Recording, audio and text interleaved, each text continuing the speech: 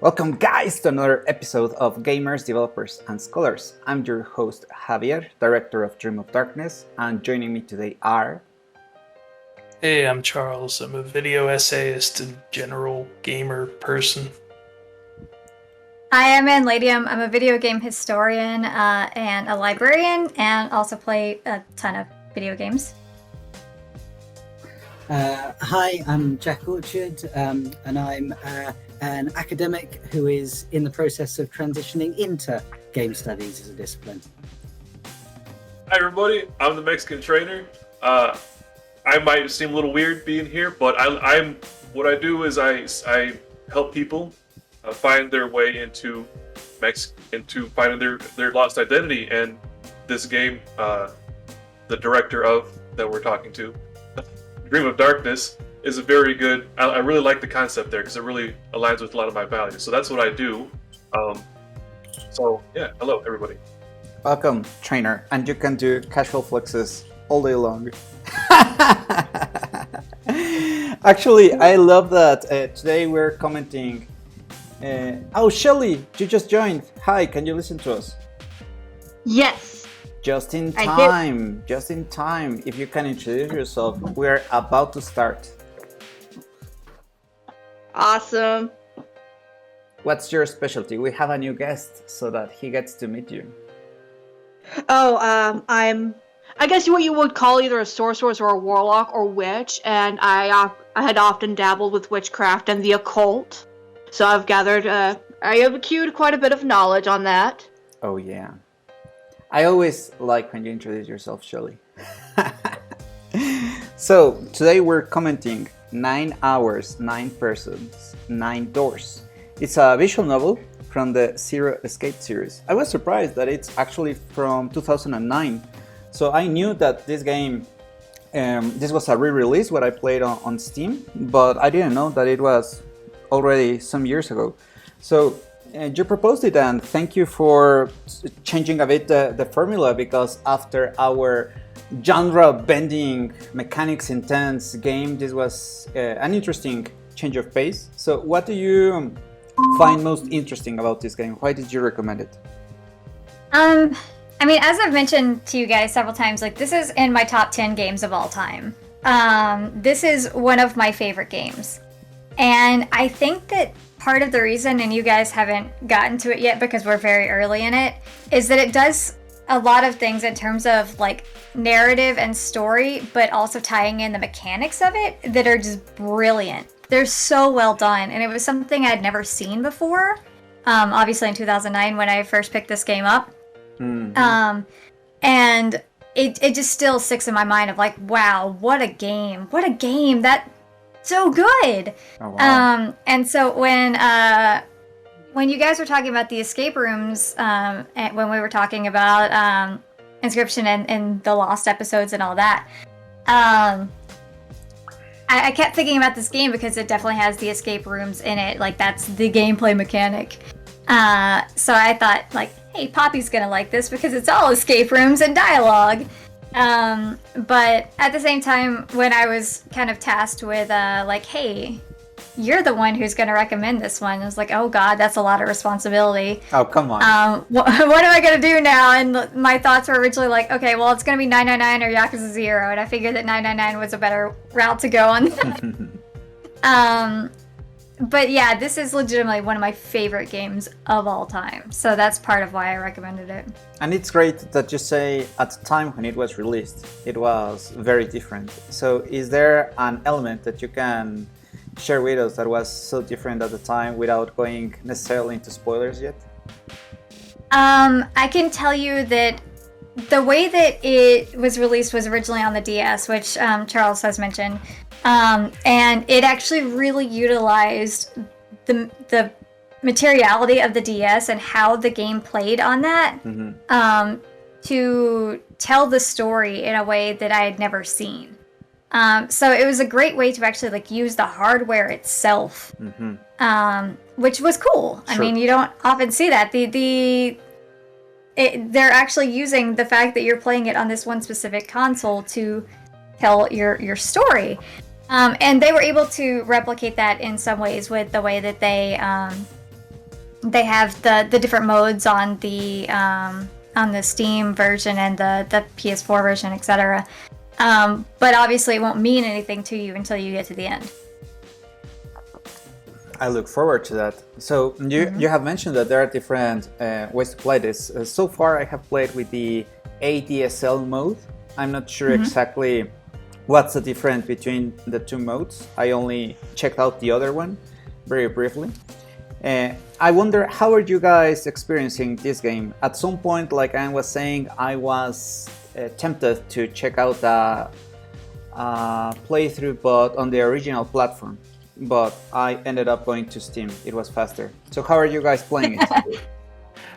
So I am playing a definitely completely legal emulated copy for the DS. It's 100% legal. Yeah. And no, I mostly it was to test my vertical monitor over there. Nice. Works really well for DS games. The flexing It's continues, fantastic. please. Yeah. But yeah, no, there are a lot of things that I can already kind of tell cater to the DS.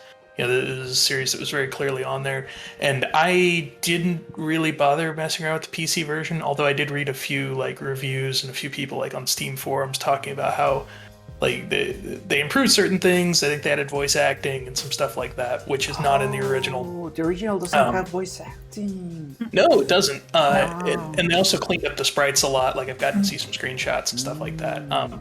But yeah, however, apparently later on there are certain hardware tricks with the DS that it messes around with. So, yeah. I think having played both versions, though, maybe I'm just less picky. But I think that the way that they were able to handle it, they did it fine. Yeah. And the main thing I heard was just that it was different. Like, there was no real consensus as to which version was better or not, you know. Yeah. Porting is still such a big issue. Jack, you have some thoughts? Well, no, just like I played it sort of just completely straight out of the box Steam version. I didn't know anything about this, the you know, its relationship to the console. I think for the first kind of like maybe half an hour, 40 minutes or so, like I was taking it on faith that this was going to be interesting. Because it was recommended by Anne, but I couldn't see what was so exciting about it. And I think if it had continued like that, I probably would have gone and started looking at the materiality and the consoles and stuff. But then there was some dialogue that I was like, okay, that's, you know, this is what's interesting about this game. And then I didn't need anything else. I was just kind of playing through as I would anything else. Indeed. That's why it's very interesting to hear from you, Anne, who fortunately know this game from the very release.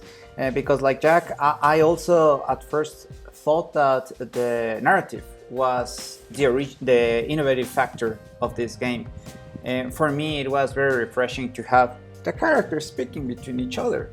As games progress, and somewhat of a challenge of our industry is that very few people actually finish the main storylines for AAA games, which have more data. So usually the industry in general don't take away the time for the player so that more characters speak between each other. Very few games do this, and it was interesting for me that these characters speak for a while and I'm not doing anything.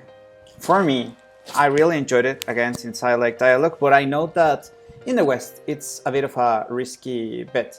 I'm not sure if maybe since this is a visual novel by I believe it's a Japanese studio, right? So maybe the norm is different with Japan. I'm not sure if you or Bobcat, who are more familiar with that scene, if you know that this happens more with these kinds of games. I will say that this game was not popular in Japan at all. It actually had a bigger following in the West. Go ahead.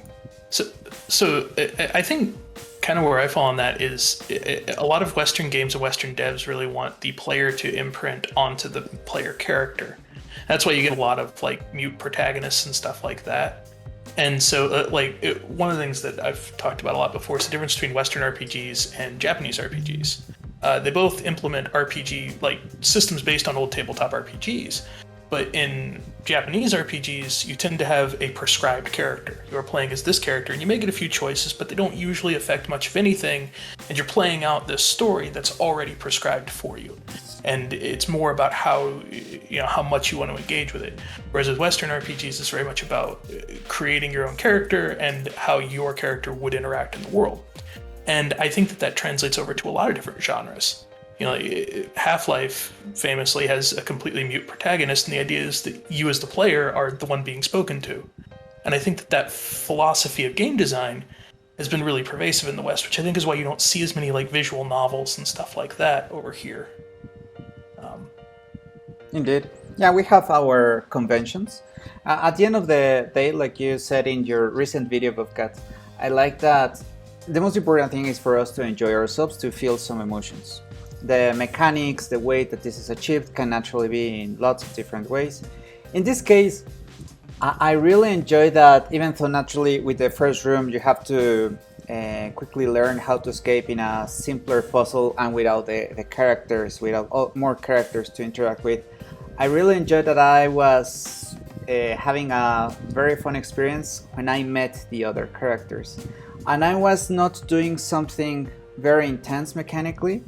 I was just enjoying getting to see them, getting to, at least for me, perceive like different archetypes because of the different characteristics, both visual and how they spoke. I'm even more surprised that the original release didn't have voice actors, because for me, the voice actors, at least in English, portrayed a lot of their personality. So I appreciated that a lot. Mm-hmm. Yeah, and I do want to say,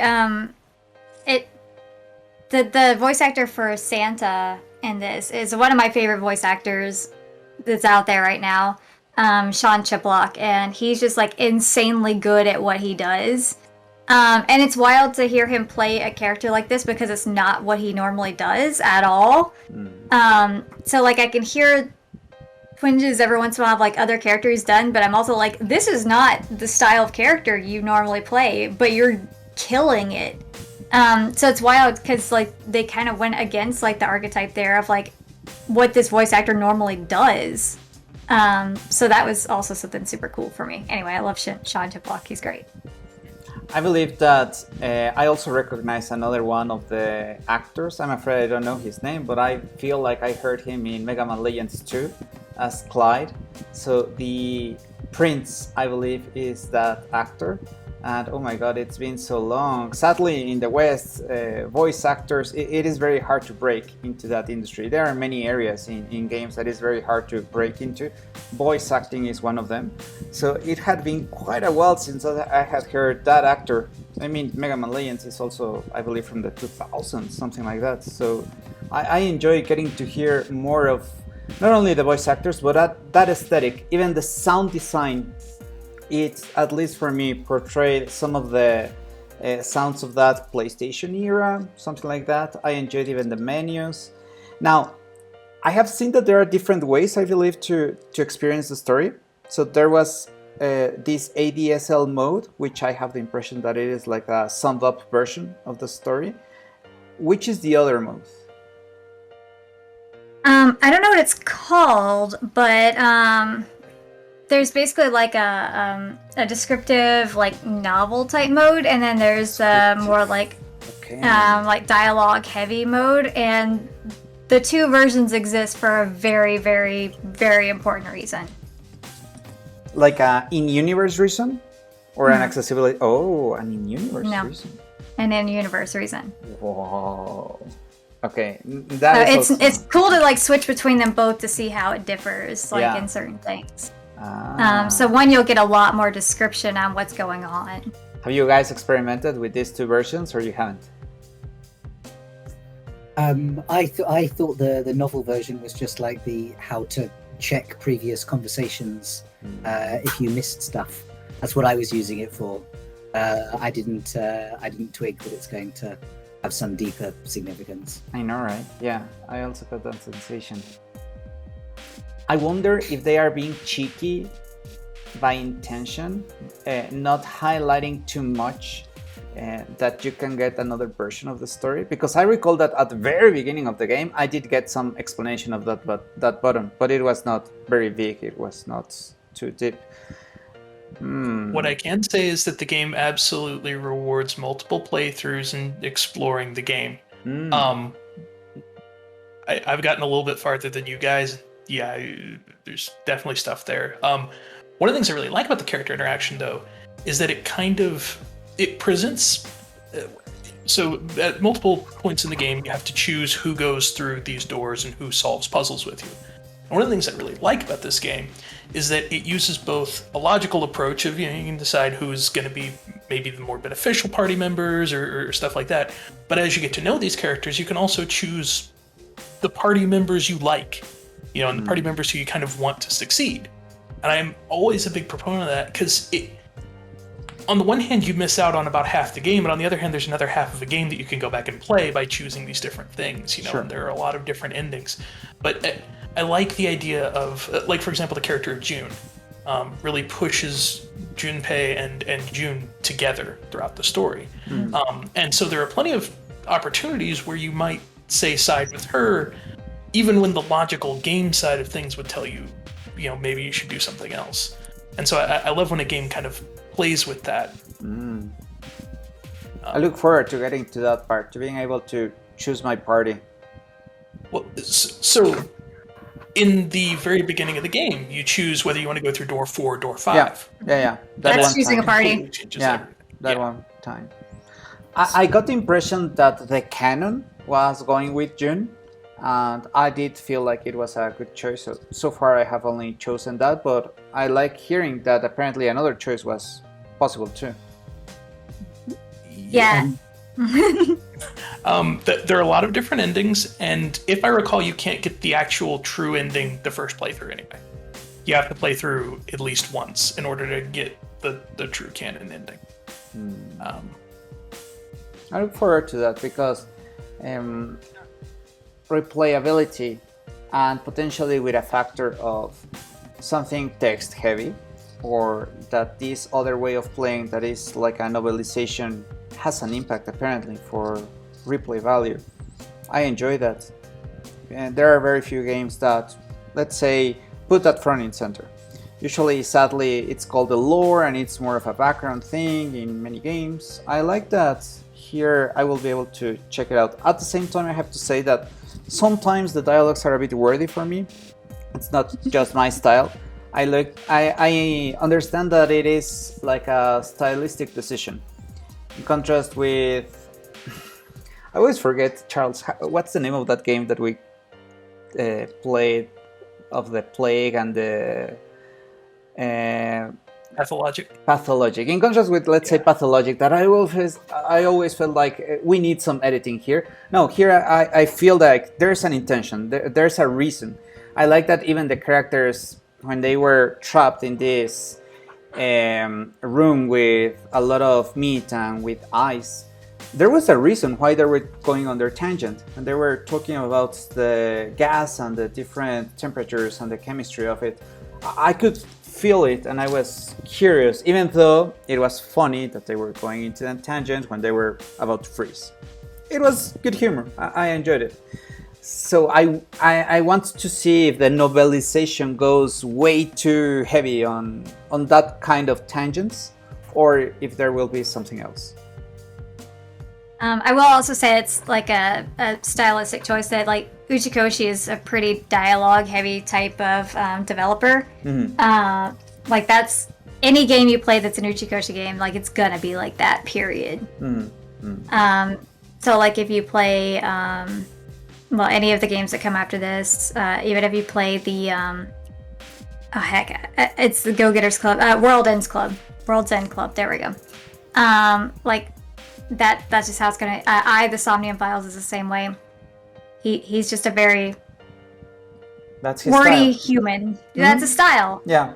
But everything has an intention. Everything is there for a reason, and so I think that that's something that's important to keep in mind, is that he's not just having them throw stuff at you for no good reason. There is always a reason why they're saying the things they're saying. And I like that it's anchored to characters. In this case, for example, June is a character that gives me pause so far. I am curious about why she goes into so many tangents. Santa does as well, but even Santa sometimes reflects on why are you saying this, June? I understand that Jumpy will so far support his classmate in whatever she says, but even still he gets surprised, and I like that he still gets surprised about it. Go ahead, Jack. So first of all, I went with June, Lotus, and Santa as well. Did everyone else go with them? Yeah, me too. So what was interesting was I read that I was reading just a few different forums, and it seemed like that was an unpopular choice, but it seemed like the obvious choice to me, going with that group. So yeah, I've seen a lot of people kind of go both ways on it, because when they presented the whole, do you want to go through door 5? I was like, why? There's no... Exactly. Why would I want to go through door 5 other than I have a 5 on me? Like, there's... and so... I don't know. I'm wondering if people kind of felt that urge because it's like, well, I'm number 5. There must be something behind door number 5. And, if you don't necessarily care quite as much about the character so much as the game itself, you may decide, okay, maybe I want to go down that path. Or the sheer curiosity of what happens. Sure. Because we all know what's behind door 5. Yeah. So it might just be the curiosity of what does that actually look like back there? Personally, I felt like it was a false choice, and since I sadly play on the clock with very limited time, I said, let's better go with the canon so that I progress a bit faster. But you had some thoughts, Jack, about what you found? Well, I mean, I went that way. I was trying to think, because it was like a week ago that I did it. I went that way because I didn't want to force the little girl to walk through the mountain of blood. Like that was I wasn't being tactical or I mean, I think the fact that you're presented with, there's all of these strangers and then June, like, I think, I can definitely see the narrative pushing you that way, because like what you want to do in this situation is go with something familiar, like you want to put Jumpy into a less anxious state. But yeah, no, that was entirely I don't want that poor little girl to have to wade through a mountain of blood. I was so pleased that I did, because the June's like first random digression, where she starts talking about the Titanic and the mummy's curse, like, it's just completely fascinating. Like, I know, right?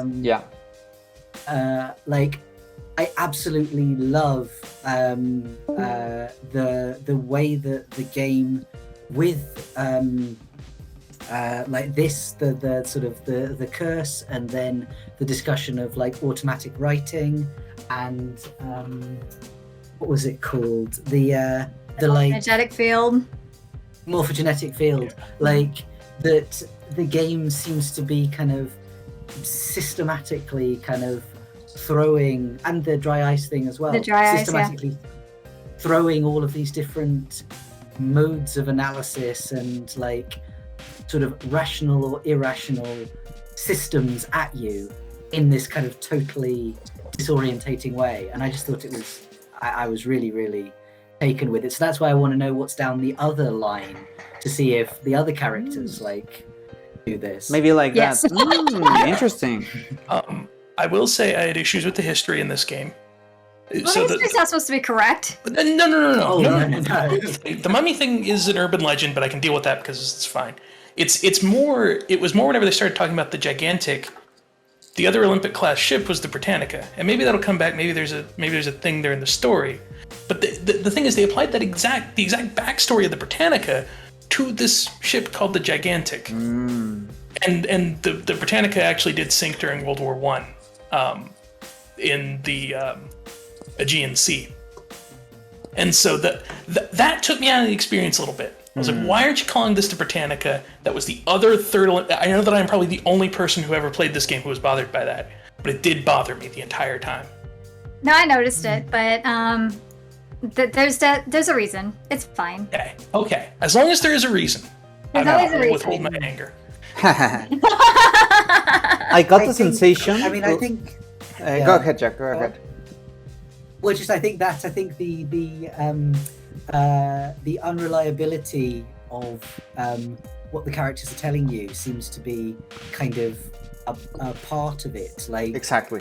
I think it's the, I don't know, it's that because I'm interested, particularly interested in the discussions of like automatic writing and things, because I had a brief phase where I thought I was going to study W.B. Yeats, and he's really interested in, like, he constructed a whole kind of mythopoetic philosophy around like fairies and the occult and things like that. So it's this idea of taking something which is complete gobbledygook, but then presenting it in a language that makes it sound convincing. So it's the gaps in that I find really, really interesting. Absolutely. It's like one of the reasons that I did really like them implementing all this, historical context into here is for the same reason I liked Metal Gear Solid 3, because everything in my life comes back to Metal Gear Solid. But in Metal Gear Solid 3, there's basically the entire premise of the story is they're taking a very real event. They're taking, the Cuban Missile Crisis and all of that, and using that as the backdrop for their own stuff. And there's also a lot of supernatural elements kind of woven in there. And you're never quite sure what's supernatural and what's scientific and what's real and what's not. And I've always enjoyed that kind of setting where it's like, there's very clear history. In fact, I learned things from there that I didn't know about. But I like the idea of kind of taking those weird sort of approaches to the science. Absolutely.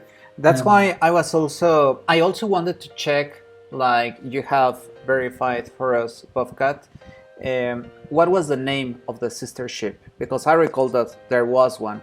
However, I thought to myself, maybe I will lose a bit right now if I verify the claims here, because I got the impression that you have to be somewhat skeptic about what these characters are saying. And I at least want to try to judge, not because I can Google check things, but based on the personality of the characters, based on what happens in the story. So I naturally got the sensation that the mummy was a legend. But the Titanic part, for now, I accepted it because I recall there was another ship. And now, based on you, Charles, I know, I didn't catch that one. And then the gas thing really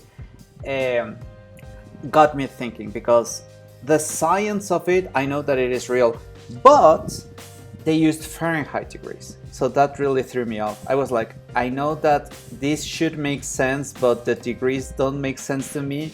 Should I verify this? I shouldn't. I didn't at the end of the day. So I'm somewhat looking forward to seeing how much of this, let's say, is an alternate reality, or why are they changing things? Because based on you, Charles, now they are changing things. They got another ship here. Why is that the reason? The thing is, I'm open to it. I've also played a lot of games where you just straight up get things wrong, and I'm just like, that's not right. What are you talking about? In some cases, it's creative liberties. In some cases, it's just like, just go with it. But yeah, and one of the other, I like the way they played it off, because if not for the inaccuracies, I feel like it would fall into one of the big issues that I have with sort of science fiction tropes, and that is over-explaining things. Oh, yeah.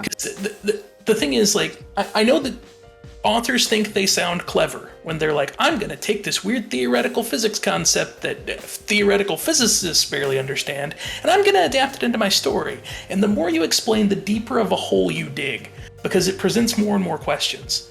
The famous example is time travel. The more you explain time travel, the worse it works.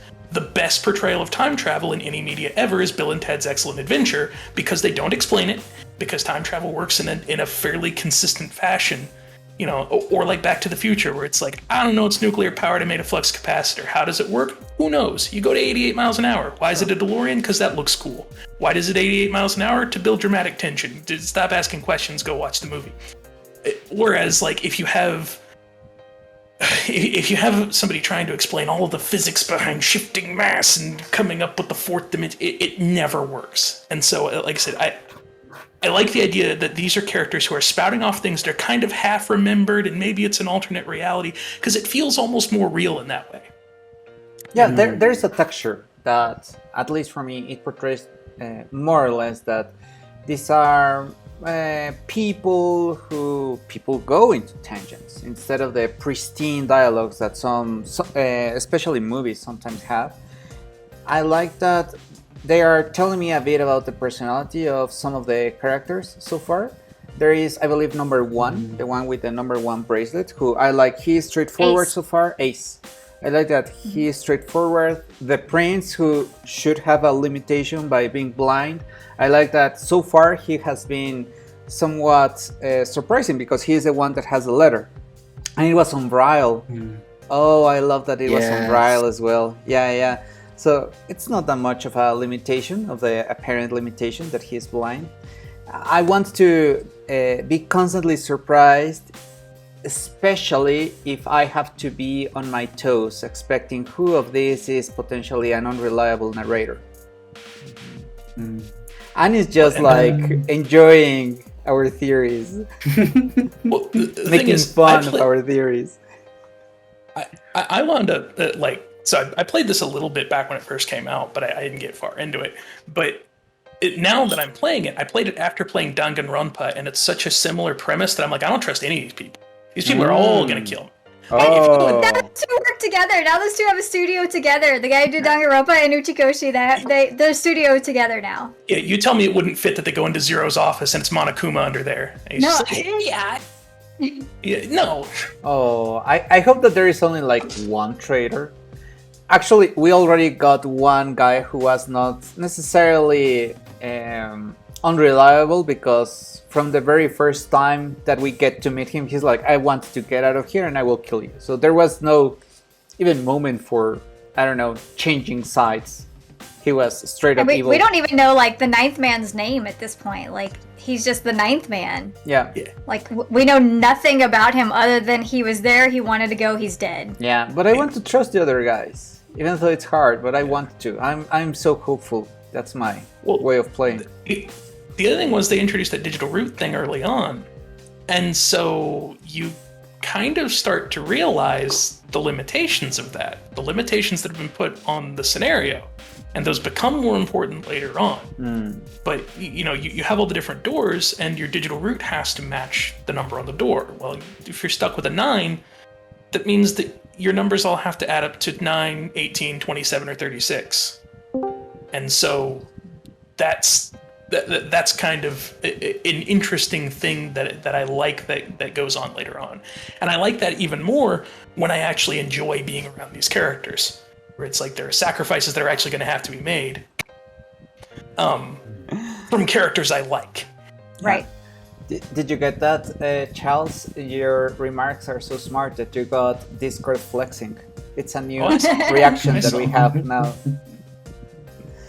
One thing that I do think is interesting, we're talking about like unreliable narrators and the tangents and everything. I think one of the fascinating moments you get super early on, and I do want to say, like, June Akane, whatever you want to call her, she's a weirdo, and she's very obviously a weirdo. Like, she's your weird friend who just spouts off about conspiracy theories constantly, and you're like, all right, cool, she's just at it again. Again. But I love that you get this whole thing with the morphogenic field explanation with Lotus. She explains it, like, very, very thoroughly, and then she's like, JK, I made it all up. And it's like, huh, okay, interesting. Yeah. So then you wonder, like, well, what is she trying to pull with me here? What is she doing? Sure. In that sense, go ahead, Jack. Sorry. Yeah. No. Well, just then you have Lotus, like, doing what while you're trapped in the freezer? I know, right? Like, yeah. You're all banging on the door trying to escape, and she's just like, What waiting. can you do? Entirely underclothes for that room. Yeah. I mean, so far for me, she's a red herring because personally I don't like her because she says that I tried to find her something, then I realized I couldn't do anything, so I just waited. Naturally, I don't like her. But I believe that is a red herring. I believe, well, it's designed for me not to like her, and the real culprit will be someone else at some later point. Let's see, we'll see. What I really want is get to know the other characters, because I have seen so little naturally of Ace, of the Prince, his sister. Clover. Yeah, I want to see more of the others. By going through the different rooms with them, you really get to learn who they are a bit more, and it makes you care a lot about who they are and what they're doing. Mm-hmm. I love every single character in this game. I love every single character. So I look forward to getting to meet them. What? Sorry. What are the? Did anyone, when Santa talks to you about not believing in faith and the language of flowers? Oh yeah. And you get the decision to tell him he should believe in faith or he shouldn't. I told him he should. Okay. What happens if you tell him he shouldn't?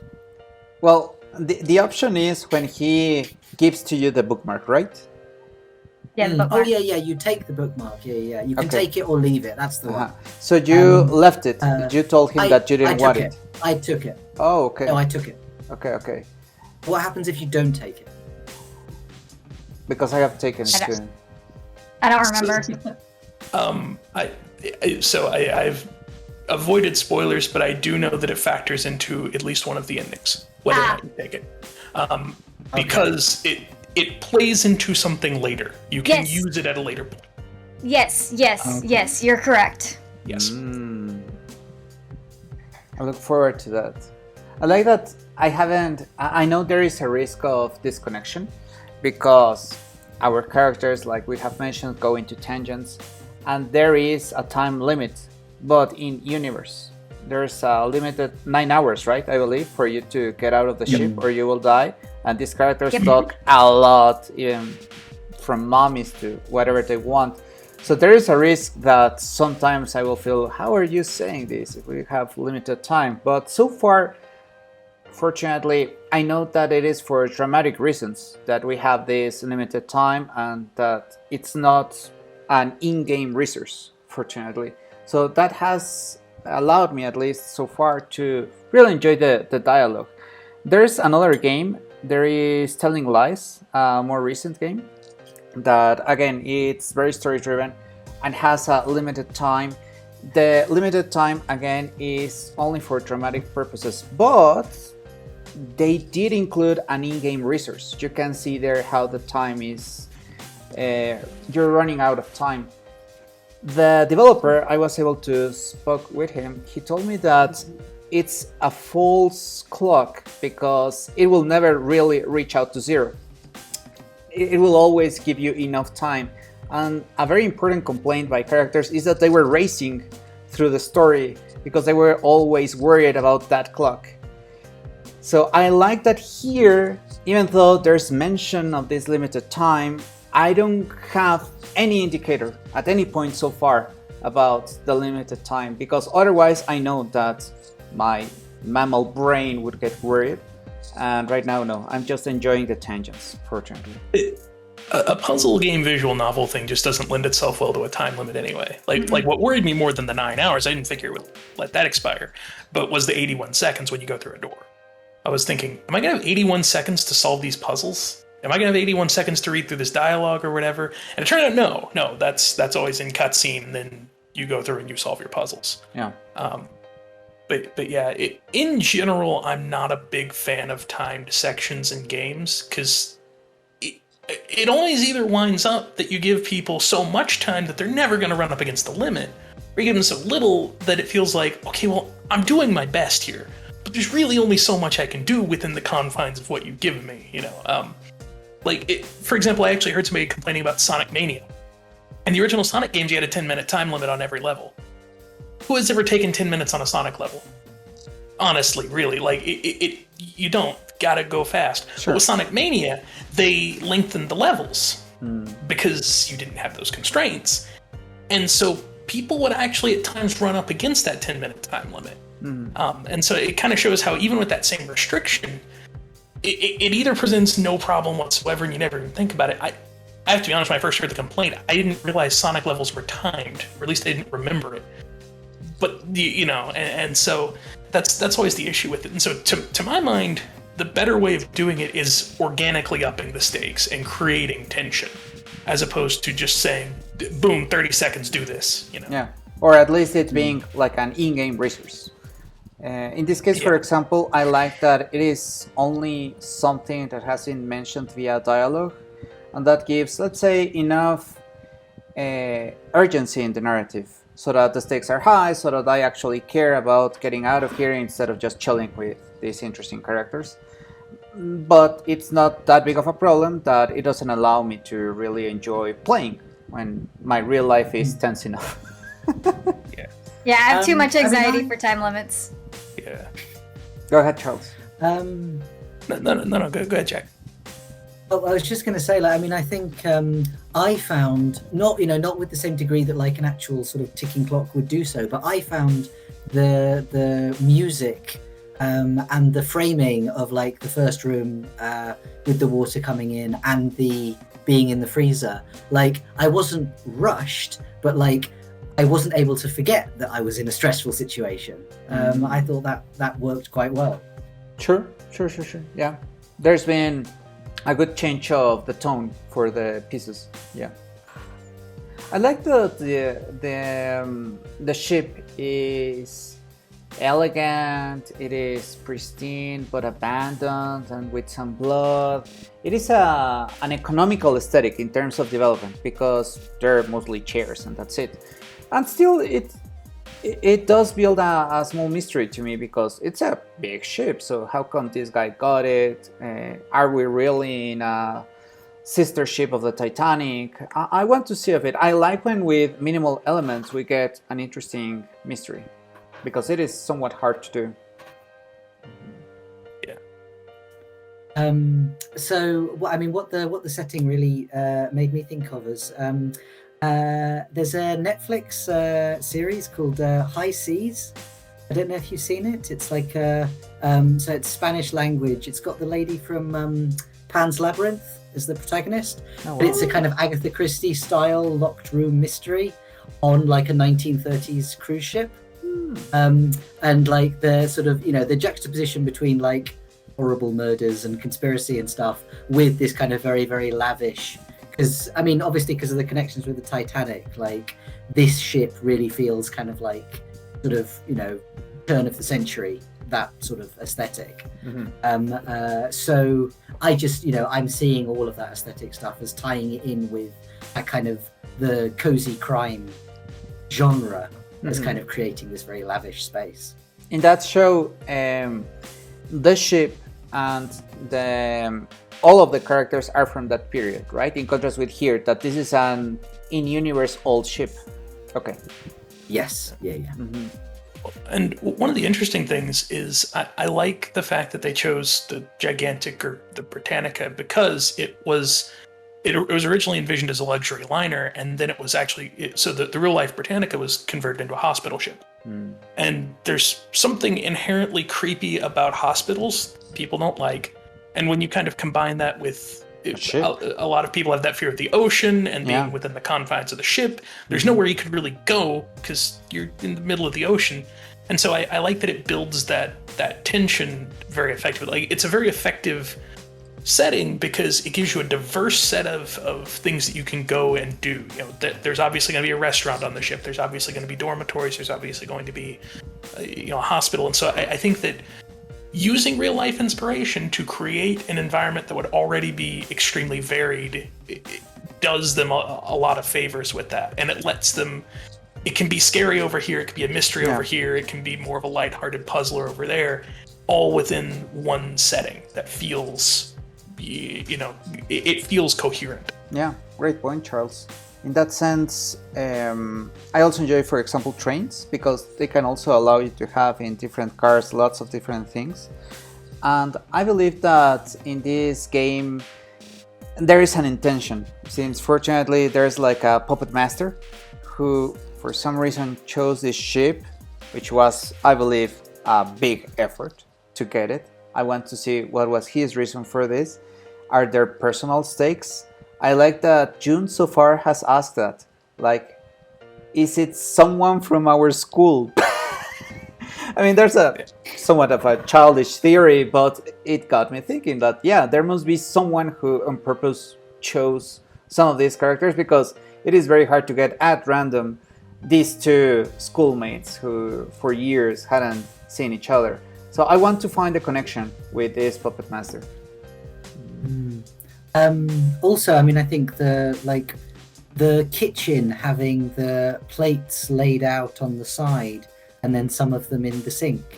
Like, is it a sort of, has it been suddenly abandoned, or has it been staged to look as if like it's been suddenly abandoned, or has it not been staged? Like, where in the narrative of what's going on the ship do we come in? Sure. Like, you have a good eye for environmental storytelling, because, Jack, I have to tell you, I love environmental storytelling and I didn't catch that detail. But it is a good question. Has it been abandoned for quite a while? The beds in the infirmary, that leads me to believe that it hasn't been used for a very long time. But at some point, one of the characters does say, well, who has kept this ship from falling apart if it hasn't been used for quite a while? They touch on that also in the first class cabins. They note that the shower head is dry. Yeah. There's no water in the toilets. Haven't been There's used. no... All the beds are completely made and everything like that. But there's, it's clearly been vacant, but not like, it hasn't fallen into disrepair. It's clearly been maintained and kept up. Speaking of the first room cabin, why the hell is there a peephole cut in the shower curtain? That would have been added later. Yeah. That was added later by Zero, because it's to show you where which tile is. The one you need for the puzzle. Yeah. Yeah, Because if you look at it, it was very yeah. hastily cut open. So Okay, so yeah. that's okay. There's not more. To It's nothing creepy. That's No. that's a Zero thing. Well, Zero. A secret thing. Well, No, it's- yeah. But no, one of the other things I like is that they didn't go too video gamey with the setting and the location, because it's the pet peeve I've always had of, okay, this castle has a weird room full of swinging pendulum blades. What Exactly. happens when you Yeah. get up in the middle of the night and you have to go to the bathroom? Oh, I gotta walk through the Entirely. pendulum blade room. I gotta jump over this. I gotta go past the dragon statue Yeah. that breathes fire every single day. No, you're not gonna do that. Yeah. So I like the fact that they integrated these elements. You know, that they put like the touchpads and stuff like that, but it all feels. It feels like it makes sense within universe, Exactly. and they're working with what they have as opposed to converting the ship into a weird dungeon. You know, Level design naturally has a lot of elements from architecture. So in theory, it should feel natural. And for the longest time, since level design is very hard to do, for you to really experience fun or whatever emotion that you need, sometimes we have really forgotten that these are humans in many games, and we do crazy things like you say, Charles, that the castles don't make any more sense for humans. They make sense only for fun. And in this case, fortunately, this does feel like a livable ship, or a ship that did have a purpose at some point, and it's being reused by Zero. But it is a good observation, Jack, that you could get the impression that it was at some point a pet peeve element. There is another thing that gives me the sensation that there is this voyeur aspect, because June makes some weird remarks at some point, just with the bed, with a plain bed that doesn't have any sort of fetish, like, oh, two people, we should lay here, and the protagonist is like, what? That's just June. That's just Well- who she is. you guys don't want to trust Lotus. I don't trust June. June I gets don't way too trust- close, way too quick. She starts making comments. Like I said, I played Danganronpa. I know how She's this too goes. flirty without the Gonna- protagonist achieving that, but sadly in some animes and in some other media, I have seen that sometimes I'm happening. gonna open a door and she's gonna have an axe. That's the vibe I get from June half the You time. do. If you had to pick a character, let's say the character who betrays you the most, who would it be for you at this point? Would it be June? I'm abstaining from answering this. Yeah, we will read your reactions. Nope. But for you, Charles, would it be June? So with June, she's a wild card. It could go either way. Again, that kind of gets back into what's just kind of here's a goofy thing versus what should we be taking seriously. Yeah. I've gotten a little bit farther than you guys. Lotus is obviously not trustworthy at all whatsoever. And so she's kind of the obvious one. I'm kind of with you in that it could be a red herring, but I'm also not sure. She says some things that I'm like, even if this is a red herring, you're still bad. I still don't like you. So that's probably where I would put her, but I've got my suspicions about a few other people. But if you had to, at this point, because it will be fun to eventually see if we nailed it or didn't, if you had to pick the one who betrays you the most, because I'm pretty sure that there's more than one character who is double-faced, but the one that does the most terrible sort of treason, who would it be? So I would say Lotus is the least trustworthy. 7 is the one I have the most questions about. 7. Which one is 7? The He's big guy. The big guy, Yep. okay. Again, some things happen in a minute, and kind of make me think, he knows more than he lets on. Nice. So those are your predictions. What about you, Jack? So yeah, I'm also very suspicious of June. I think she's not to be trusted. But also, because everyone's saying that, I'm going to go with 9. I don't think 9 is dead. I think that was an elaborate hoax, and he's going to come back later. We don't see him Good explode. theory. Good theory. We don't actually see him explode. Yeah. You don't actually see him explode. You can't go behind the door though and see what's there. So. Exactly. Yeah. Sadly, we didn't go there, but it is a good theory, Jack. For me, yeah, it is June. June, definitely. I got some... For me, a wilder card could be Santa, because he reacted very weirdly to the clover. For me, that he has something against love and hope, and those were very specific for me. I have the impression that it will come again at some point later in the story. Like, I cannot help you because love. What? I get the sensation that he will have a line like that.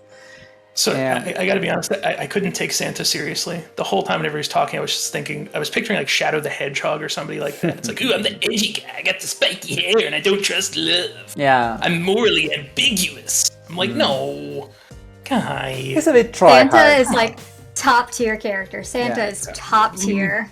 He's not the biggest edgelord I've seen in an anime thing, but he's getting there. He is top tier. I love him. I will defend Santa to the death of me. Again, Shadow the So Hedgehog. who is all your I can favorite picture. character so far? Now, not about the trustworthiness, but favorite character so far. So I actually do really like both Snake and Clover. I like the two of them. Clover is another one who I'm not real sure I trust, because she's, again, another person who I feel like I could open a door and there's an axe there. But I feel like whenever she's with Snake, I think I like Snake. I think I'll just go with Snake. But like, yeah, Snake and Clover both, I think, together. Nice. And you were mentioning... or Jack, do you want to go ahead? Oh, no, go ahead.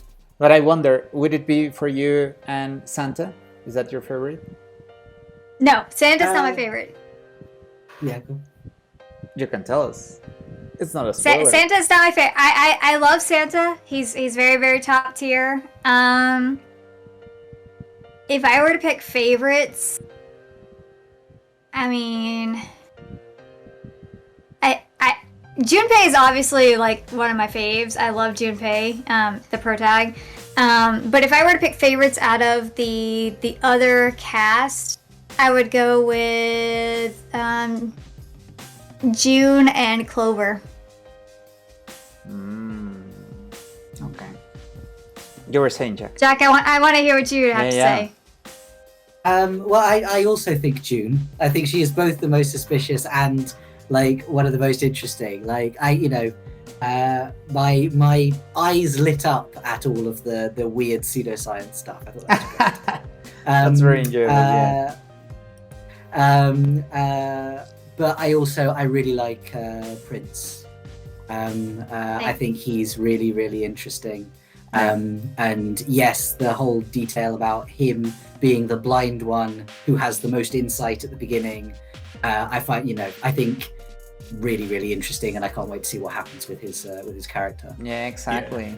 Yeah, I'm with Prince too. I like my classic characters. There are not enough of them, and many times they're the traitors or the bad guys. So I really like when some characters are not that way. I hope that this is again a good Prince. Oh yeah, no, and I mean, like, I like June. I have a thing for conspiracy theories and conspiracy theorists. I mostly like Clover for the fashion. Solid fashion choices. Solid fashion 100%. choices. I do have to ask before we wrap up officially though. Did anybody select the Funyaripa for the dog picture? Oh, of course, 100%. Thank you. Funyaripa is like the biggest thing from 999 that people usually remember, and I've been trying to find a really good quality Funyaripa image for me, but well, the thing is with Funyaripa, the dog picture for the morphogenic field explanation, it's supposed to be just gibberish Japanese, because it's supposed to imply Junpei's trying to make something up because he feels uncomfortable that he doesn't know what it is, so he's trying to come off as the cool guy, I guess. Yeah. Which I love. It tells you a lot about who Junpei is, that he comes up with just this thing, and then is extremely defensive when people are like, what is that? What are you doing? He's like, you have to respect it! You have to respect the Funyaripa! That's just so much about him, and I love that scene so much. Love it. At first I was like, oh, now I'm the awkward weirdo who made up a thing. And then Lotus keeps talking. I'm just like, oh, you're also an awkward weirdo who made up a thing. Mm-hmm. I feel a kinship here. I feel like we're all awkward weirdos who are making up things as they go. So I look forward to continue playing, commenting this game. You can let us know and which would be a good milestone to reach next. Yeah, I'll have to think about it. Sure. But I'll get back with you. All right. So thank you guys for joining us today. A strong case for lots of characters, a strong case for potential treason as well. We'll see what comes next. Take care. Thank you.